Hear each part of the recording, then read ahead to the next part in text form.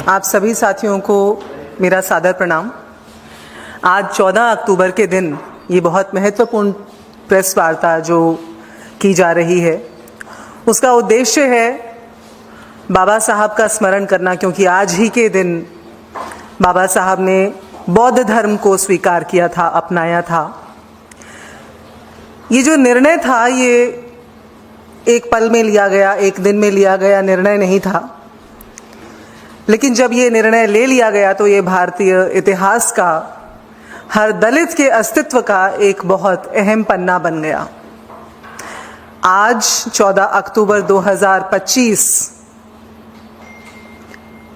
को ये और ज़्यादा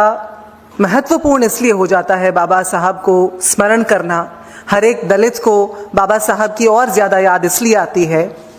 क्योंकि आज हर दलित के वजूद पर, उसके अस्तित्व पर कुठाराघात हो रहा है। और ये कुठाराघात कहीं और से नहीं,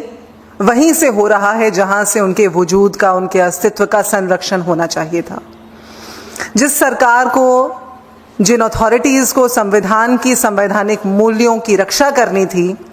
आज उन्हीं के निरीक्षण में, उन्हीं की देखरेख में एक के बाद एक दलित, चाहे वो बच्चा हो, बूढ़ा हो, जवान हो, चाहे वो कोई गरीब हो या इस देश का मुख्य न्यायाधीश हो, उसे न सिर्फ भेदभाव का सामना करना पड़ता है, बल्कि वो जो भेदभाव करने वाले लोग हैं उनकी वकालत भी की जाती है, उन्हें संरक्षण भी दिया जाता है। इसलिए आवश्यक हो जाता है आज इस देश को ये बताना कि पिछले 11 साल से कौन सी सोच, कौन सी विचारधारा इस देश पर काबिज है, सत्ता पर काबिज है। न शूद्राय मतिम दद्यान नोच्छिष्टम न हविष्कृतम न चास्योपदिशेद धर्मम न चास्य व्रतमादिशेत। ये जो मैंने पंक्तियां अभी आपके सामने पढ़ी, इनका अर्थ भी मैं ज़रूर बता देना चाहती हूँ। इनका अर्थ ये है कि कोई भी सवर्ण, ब्राह्मण, क्षत्रिय किसी शूद्र को न कोई एडवाइस देगा, न कोई सुझाव देगा, न अपनी जूठन देगा, न खाने को खाना देगा, न उसे कानून या किसी भी तरह की जानकारी के योग्य समझेगा, क्योंकि वो है नहीं। और इसके बाद और इससे पहले बहुत सारी इस तरह की जो पंक्तियां हैं वो मनुस्मृति में समाहित हैं। और ये वही विचारधारा है जो बाबा साहब की विचारधारा के ठीक विपरीत खड़े होकर के पिछले 11 वर्षों से इस देश को चला रही है। इस देश के हर दलित के अधिकारों पर आघात कर रही है और ये सुनिश्चित कर रही है कि चाहे वो कोई आईपीएस अधिकारी ही क्यों ना हो या फिर किसी गांव में रहने वाला हरिओम वाल्मीकि क्यों ना हो,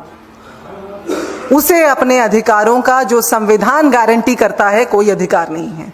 उसे उसके अधिकारों से कैसे वंचित रखा जाए,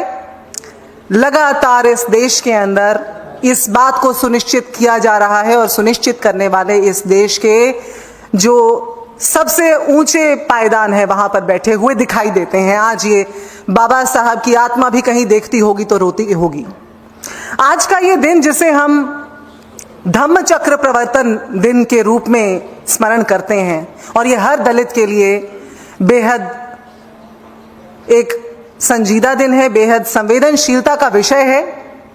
आज के दिन ये याद करना बहुत आवश्यक हो जाता है कि अक्टूबर का महीना जैसे ही शुरू हुआ, सबसे पहले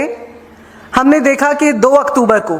हरिओम वाल्मीकि नाम का 38 वर्षीय युवक, जिसके ऊपर चोरी का झूठा आरोप लगाया गया, जिसे बेरहमी से पीट पीट के मार दिया गया रायबरेली के अंदर, जो इस देश के नेता प्रतिपक्ष की कॉन्स्टिट्यूएंसी भी है, उसे न सिर्फ मार मार कर पीट दिया गया, मगर मरते मरते जब उसने राहुल गांधी जी को याद किया और ये कहा कि राहुल जी अपने संरक्षण में, उसने जब नाम लिया तो उसे ये भी बताया गया कि तुम्हारे जो राहुल जी हैं वो तो बाबा लैंड में हैं, हो सकता है योगी आदित्यनाथ की बात कर रहे होंगे वो शायद। उसके बाद 6 अक्टूबर, बहुत दूर नहीं, चंद दिनों के बाद 6 अक्टूबर 2025 को आप